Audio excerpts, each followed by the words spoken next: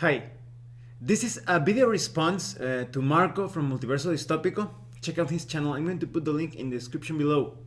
This came about from a conversation that we had in my video response to Orvos Horizon Fire. I'm also going to put the link in the description.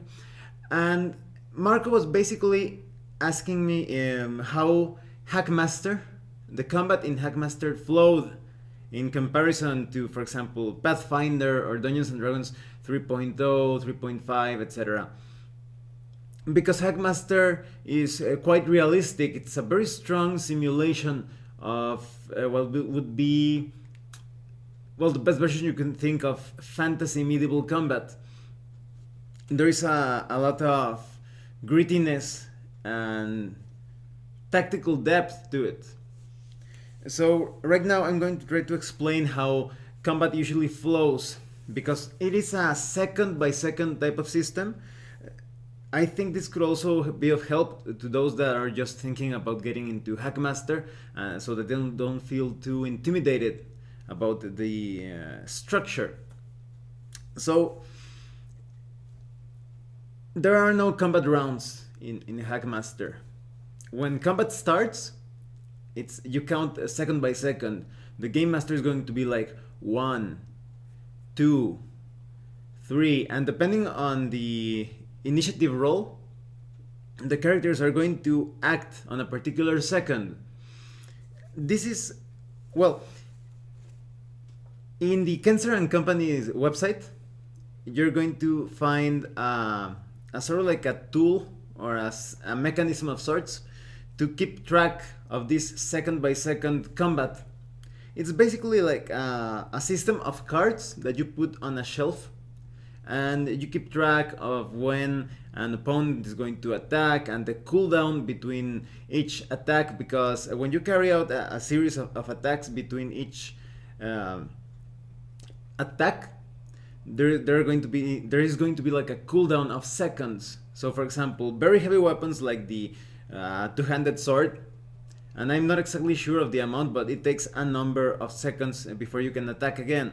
So for example, let me take out this the player's handbook of Hackmaster, and I'm going to give you some examples of how long you take between each attack.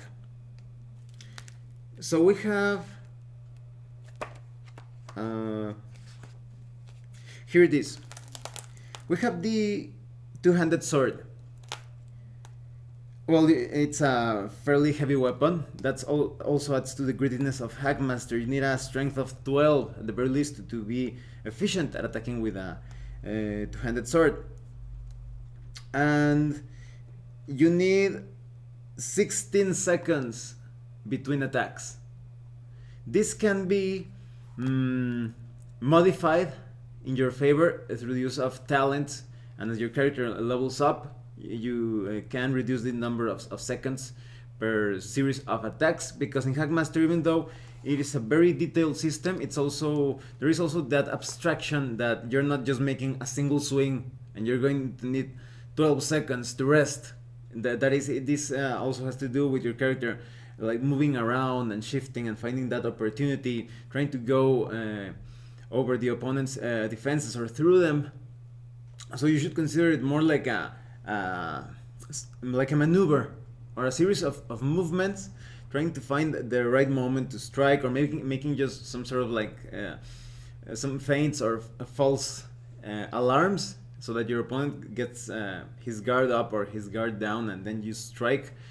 And so when you attack with this great sword, you have to wait some seconds before you can attack with it again. But again, referring to my video response and to the video uploaded by Orvos Horizon Fire, it's not just a single attack like in an old video game, like and that's it. It's that would be an old RPG. It's more like a series of movements, a combination of attacks, of swings and thrusts, and you need a bit of like a cooldown between those thrusts and slashes and cuts before you regain your balance, or you try to find the next opening, etc. So one would think, well, that system sounds like it would take a long time to play out a single combat. And there is a very easy way to keep track of things. As I was telling you, I'm going to put the link in the description below so you can visit Kenzer&Co's website, so you can check out that Hackmaster tool or mechanism to run combats. But I actually run it my own way. I'm going to give you a better example in a few seconds, but first, this is sort of like one of the, let me see if I can get that into focus. One of the sheets that I use, as you can see, it's a grid, and I divided it by seconds. On the upper area you see 1, 2, 3, 4, well, those are the numbers. And on this side of the sheet, in this, like the white part, I write a shortened or abbreviated version of the names of the participants in battle. So for example, if I have a character that is Robert, I'm going to write Bob over here, or Joe, or anything that is quite short. And so here's where I'm going to give a better explanation. And this is my larger version of that sheet. Well, I erased a bit of the, I'm using dry erase marker. Please imagine that the lines are straight. So as you can see, we have Bob, and that A represents perhaps Kobold. So Bob and the Kobold are going to be attacking at different moments. It depends if Bob was surprised, or if the Kobold was surprised, or if Bob is a bit quicker than the Kobold. So let's say that Bob is a bit faster than the Kobold, and he's using a knife for the sake of simplicity. And let's say put a little X here and a little X over here. So Bob is going to attack in second number 4, and Kobold A is going to attack in second number 6. So that's a really good thing, or rather, that's important to understand, that you're not going to be detailing each second all the time. Each second is going to be related to a specific character action of a specific character. So for example, Bob attacks until second 4. So the game master is going to be like, second 1, and maybe nobody does anything at all. And second 2, maybe one character decides, oh, I'm going to walk over there. And second 3, and maybe the game master decides that the Kobold is going to run towards Bob. Second 4, and here is where Bob makes his attack, and the Kobold makes his defense roll, and you carry out the resolution. Maybe Bob managed to score a hit, maybe he didn't, but because Bob, let me make a small correction over here. 7, 8, 9, 10, 11. Okay. Because Bob already did his attack in second 4, I'm going to erase that mark. So now Bob, he already did his attack in second 4, and let's say that his dagger has a cooldown of 4 seconds. So now he will need to attack in second 8 down here. You see, he was in second 4, he already did his attack, and now he can only attack at second 8. So he has to wait for that, but that doesn't mean he will remain static. You can move around. Even if you already did your attack, you can move around the board. You can take a few steps or run if you want to. And now the Kobold is going to make his attack in second 6, because the game master is going to be like 5, and maybe nobody does anything at second 5, and the Kobold attacks at 6. So now the Kobold makes his attack. Maybe he hits, maybe he misses. So now we erase the X on the second 6 because he already did that attack. And let's say that the Kobold has a cooldown of 5 seconds. So now he needs to attack on second 11. So now we take a closer look at the lower area. Bob will attack again in second 8, and the Kobold will attack again in second 11. There are ways to modify this, because let's say one of the other characters engages the Kobold as well, and now Bob manages to go back a bit, because you actually need to be a distance of about 5 feet beyond the range of attack of the enemy.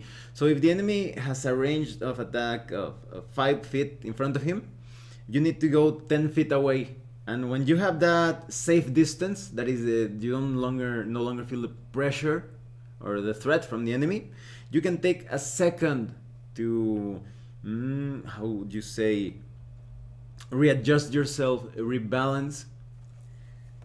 So let's say that Bob made his attack in 8 as well, and he misses. And Bob doesn't want to wait too many seconds before making his attack. Maybe he needs to attack, he attacks in second 12, but he would like to attack a bit sooner. He's still in second 8, so now in second 9 he backs out. Second 9, sorry. Let's say he manages to somehow back away just enough, and then he uses second 10 to readjust himself or rebalance himself. And in second 11, because he took that second to find his focus or readjust his center of gravity, he gets to attack a second before that. And finding that rebalancing moment is especially useful for those fighters or warriors, etc., that are wielding very heavy weapons that need a bit of a lot of seconds to cool down, because now you don't have to wait like 8 seconds or 10 seconds. You only need to back away as long as you have someone who is keeping the enemy occupied. You regain your balance, and now you can attack almost immediately. So that's the cool thing of the combat in Hackmaster. But now there is another thing to consider. You would think, well, that still seems like it takes a bit of time in combat. But the thing with Hackmaster is that things are quite lethal. When you get hit, there is a chance that you will fall unconscious. There is a chance that you will get knocked back, perhaps into a more dangerous position. So you have to make your rolls to see if you don't pass out from the pain. There is also exploding dice. So maybe a hit is really damaging. In fact, if the dice explode during an attack, and for those that are not familiar with exploding dice, well, many of you are, but it's basically when you roll the maximum amount in a dice. So let's say that you roll a d6 and you rolled a 6, you get to roll again. But in Hackmaster, you roll again and you minus 1. But in theory, you could be exploding the dice all over the place, dealing a lot of damage. And when that happens, your armor is also damaged. So combat gets quite gritty. There's also the possibility of being a perfect defense or near perfect defense. If you do really well in your defense roll and your opponent doesn't do too good on his attack roll, you will be able to counterattack, and that could also result in a lethal outcome, or you getting knocked out because of the pain. So and that's not counting the critical hits that I mentioned in maybe the response to Orvos Horizon Fire. You can lose so many parts of your body. You can get your foot crushed, maybe because of a really heavy weapon. You could get some ribs cracked. There could be many things that could happen. Crushed kneecap, if I'm not mistaken. Different punctured organs. So combat is a serious consideration for the player characters. They could either lose their characters if they are reckless, or they could have some long-term injuries. As I mentioned in my other video, you need a very specialized cleric to actually heal those wounds of a particular temple. So combats in Hackmaster, there are a lot of combatants or participants going down. Some of them are knocked unconscious. Some of them some, because of a critical hit effect, they sometimes lose all of their weapons, or some, they get in a very disadvantageous position. Um, some of them die right away, and it gets very exciting because sometimes, let's say you have a thief and a barbarian fighting against 4 or 5 goblins. The battle starts, and maybe the thief gets lucky and manages to wound one of the goblins, and it goes down. But the goblin is not dead yet; it only passed out from the wound, or is kind of like struggling there in the floor, trying to overcome the pain that it's suffering. So now the thief has a few options. He could continue on fighting against the other goblins that are already standing up, or he could take a few seconds to finish off that goblin, because there could be a few seconds after that wound, the goblin could get up once again and continue fighting. And assassins and thieves are specialized in finishing off opponents that are on the floor. Usually even the fighter has a bit of a difficulty. He takes, I don't remember the number of seconds, but he takes quite a few seconds to finish off an opponent that is already down, because the fighter is kind of like always focusing on his surroundings and taking his time to get the vitals just right as he thrusts downward and finishes the downed opponent. But the thief and the assassin, because they already have a great knowledge, especially as the assassin, of the vital areas in the body, they finish opponents off quite quickly. So combats in Hackmaster are usually end faster when compared to combats in Pathfinder at, for example, at higher levels. But it depends. For example, characters in Pathfinder at higher levels, they are quite devastating. They can even finish off a powerful opponent in just a couple of rounds. I think even one round is necessary, as long as you use the appropriate attacks. So in Pathfinder at higher levels, you usually want to have several powerful opponents fighting against the party members. But in Hackmaster, because there is always that possibility of you dying right away or getting dropped with a single attack, and combats, they resolve somewhat quick when just a few of the members of the opposing force go down. So for example, if you have a party of 4 adventurers against 6 monsters over here, let's say that you manage to take down 3 of those monsters, even if they're just wounded or a bit unconscious, even if they manage to get up in a few seconds, you need to take that chance and overwhelm the opponent with superior numbers. But it could go the other way around. Maybe some party members go down unconscious, and so you have to be thinking all the time of the situation. Maybe you decide to finish off those that are already down, or you think that you should just try to knock everyone down and then take your time. But it's quite unpredictable, quite chaotic. And even though there is that sense of chaos because of all of the options of the different ways of attacking, because a fighter, for example, could be fighting some opponents, and he manages to wound that kobold. The kobold goes down, it's not dead yet, and he already has like 3 kobolds in front. Maybe he will decide to switch to dual wielding, or maybe he's getting over, because dual wielding allows you to attack more times between the second rate of attack.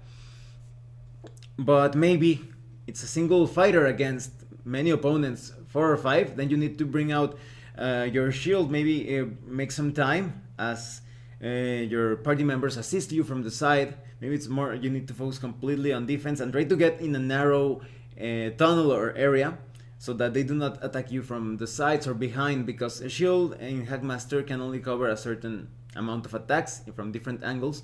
They can overwhelm you from the sides and from behind. So there is a lot of tactical depth. And the strategy, how you approach combat, as I was saying, my players from since that moment where I mentioned in my other video that they Gnome Titan got really hurt in the wrist, they always approach combat almost scientifically. They always put all of the advantages on their side. because they do not know when a combat is going to be their last battle. So in Hackmaster, I would say that combat flows well and fast, as long as the game master is skilled at keeping track of the second by second type of battle, and because enemies are constantly going down, getting killed, or knocked unconscious. I've experienced some really fast Hackmaster battles, although I can imagine that with practice you could face even larger battles, because I've had just like skirmishes. But if there are more, like say you're fighting like 8 opponents or more, you will need, of course, to write seconds in the second area of your sheet, because the seconds on top are not going to be enough. Maybe a battle is going to last more than 26 seconds. Maybe it's going to take 40 something, so you will need to write down another row in the lower area of the sheet, or have another sheet at hand to keep track of those extra seconds. But in general, I think combating Hackmaster flows quite well. It's just a matter of practice, and do not underestimate how your capacity to make calculations related to the rules in Hackmaster gets better and better as you practice. Because when I first started playing Hackmaster, I was like, oh, what happens if I use a shield, or if I do not? And I know now that when you roll a d20, if you are not using a shield, you roll with a -4. And if you use your shield, you just roll your d20 sided die. And so all of those details concerning the ranged attacks and the damage that you can deal, and how to jab with your weapon, you start to memorize them, and combat flows even more smooth, faster, more efficiently. Well, I hope this entire explanation made things a bit more clear, and I hope you enjoyed the video. If you have any comments or questions, please let me know. See you later.